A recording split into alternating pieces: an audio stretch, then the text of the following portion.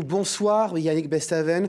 En raison de la pandémie de coronavirus, votre retour à La Rochelle s'est fait devant un public un peu plus restreint que prévu. Comment avez-vous vécu ce moment qui aurait pu être encore plus festif ?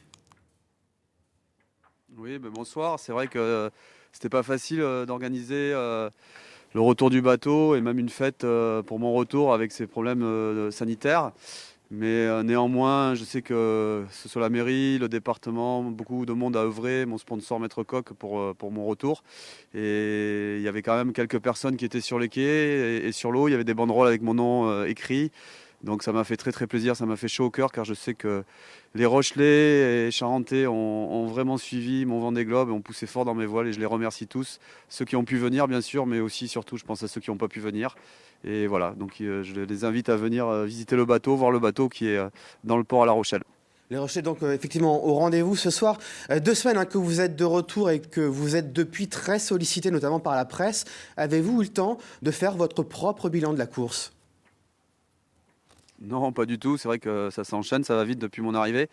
Donc, j'ai même pas eu le temps encore de me poser chez moi à La Rochelle. Donc, à partir de la semaine prochaine, je vais être un peu plus tranquille avec mes filles qui sont en vacances. Donc, je vais en profiter un peu pour poser mon sac et faire un peu un bilan de tout ça.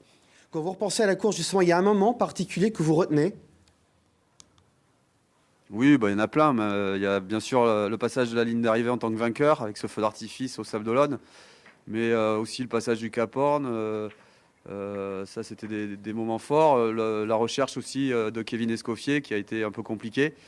J'ai plein de moments comme ça sur ce Vendée Globe. Ça a été une belle aventure. Alors on se souvient qu'en 2008, quelques heures seulement après le départ du Vendée Globe, vous aviez dématé dans le golfe de Gascogne. Qu'est-ce que cette expérience d'il y a 12 ans maintenant a changé dans votre préparation pour cette édition que vous remportez ? Elle n'a pas changé grand-chose. Elle m'a juste appris qu'il fallait savoir rebondir. Il ne fallait pas, après un échec, s'arrêter à ça.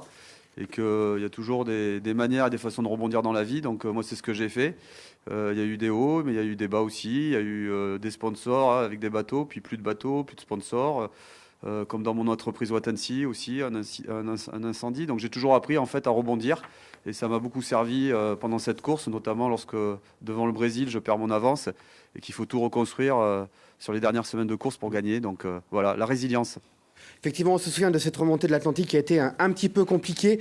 Sur le retour, Yannick Bestaven, merci beaucoup d'avoir répondu à notre invitation au moment de la célébration de votre retour à votre port d'attache à La Rochelle, après donc cette victoire du Vendée Globe 2021. Et toutes les images de votre retour et de la course sont à revoir en replay sur notre site internet na.france3.fr.